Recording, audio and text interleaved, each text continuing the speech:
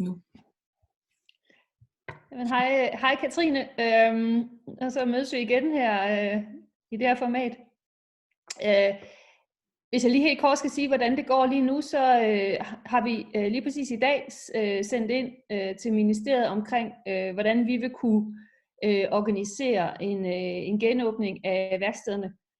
Så det venter vi spændt på. Så må vi se, om vi kommer med i næste runde af genåbningen.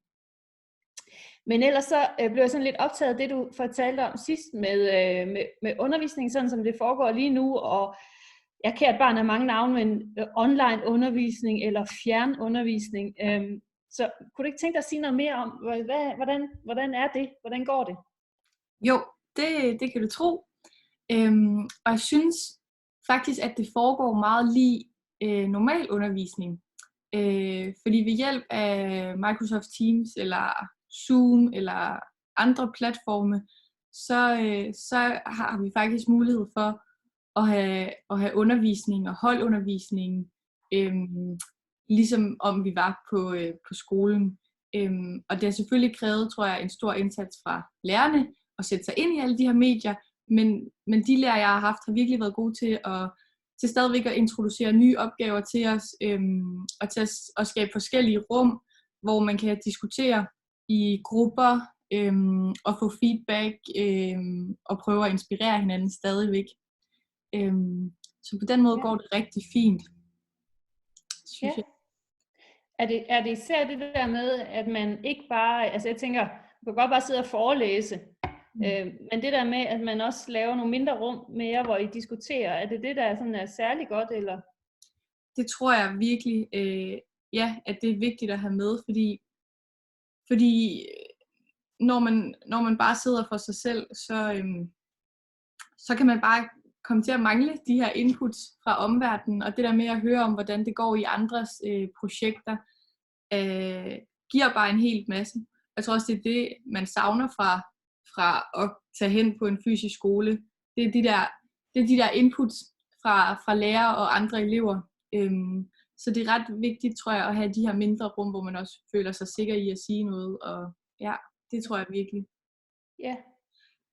Så altså, jeg ser helt sikkert nogle gode ting ved den her online undervisning. Altså det har ligesom gjort, at på trods af de her underlige omstændigheder, så er det som om, at vi har formået at tænke i nogle nye baner. Og det har vist sig, at det godt kan fungere alligevel. Så det synes jeg helt sikkert er fedt også at tage med sig videre. Altså hvis man skulle ende i en underlig situation igen en gang, så har man ligesom en eller anden en vished om, at det godt kan komme til at fungere. Det er det. Ja. Vi taler jo lidt om, at vi skal måske prøve at bygge skolen om og få nogle lidt bedre lokaler. Det kan jo godt være, at vi skal bruge lidt online møder og undervisning i den periode på sigt. Ja, helt sikkert. Ja. Helt sikkert. Men hvad så med det der med, altså fordi, altså I laver jo også sådan konkrete fysiske produkter og så videre. Kan man det online? Altså man kan jo, jeg har ikke oplevet at lave konkrete produkter online, men altså den der med at få inspiration til at gå videre med et produkt hjemmefra fungerer fint, og så har skolen jo lavet de her sluseordninger, og jeg har i hvert fald selv været nede, jeg bestilte noget fra Papersign her den anden dag, som jeg var nede og hente, og jeg havde også en aftale med Hans om at komme ind, så havde jeg et kvarter til at hente nogle forskellige materialer, jeg havde brug for at komme videre. Det har virkelig fungeret fint, altså så har jeg fint kunne skabe en lille arbejdsplads herhjemmefra. Så det fungerer bare ret fint. Altså, der er jo, jeg tror det er det, der er den store begrænsning, det er det der med det sociale aspekt i skolen, at man mangler ligesom de der sådan, det er fint at have samtaler på Skype, men de er altid planlagte. Man mangler lidt de der sådan lidt tilfældige inputs, eller tilfældige samtaler, og sådan helt hverdagsagtige snakke. Men når det så er sagt, så lærer man virkelig i den her situation, synes jeg, at bygge noget andet op.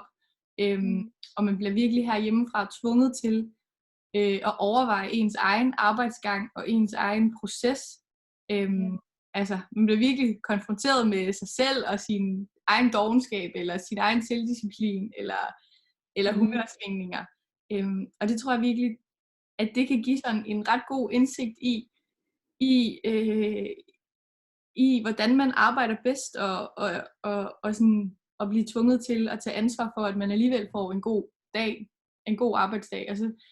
Og så kan man blive ekstra glad, tror jeg, fordi hvis man så får en god dag, så har man altså på helt eget initiativ sørget for, at det skulle ske. Det tror jeg er rigtig godt at tage med sig videre, når vi kommer tilbage på skolen. Altså den her store indsigt. Spændende. Så det er jo måske lidt tilbage til det, jeg talte om sidst, med at prøve at se, at der er jo også nogle muligheder i den her situation. Den her mellemtid, som vi er landet i på mange måder. Og jeg synes egentlig, det er meget flot, du siger, at der er også en selvindsigt i det, som man kan tage med sig. Man bliver lidt konfronteret med sig selv, når man sidder her bag skærmen, ikke?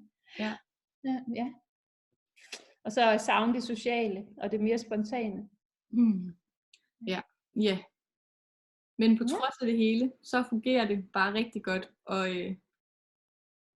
Og som vi lige har snakket om, godt at tage med sig, når vi skal starte op igen, og hvis vi så igen ender i en underlig situation, så kan det godt fungere, det her. Ja, men det er jo fantastisk at høre. Det gør mig da glad. Det er godt. Stor cadeau til jeres undervisere, må man sige. Det er det. Jamen er der mere, vi skal sådan... vi har jo lovet at holde det lidt kort, fordi så lang tid gider man heller ikke høre på os to. Lige præcis. Så lad os bare snakkes ved måske næste uge, så må vi se, om der er nogle nye. Så tager vi et nyt tema. Lige præcis. Vi ses. Vi ses. Hej.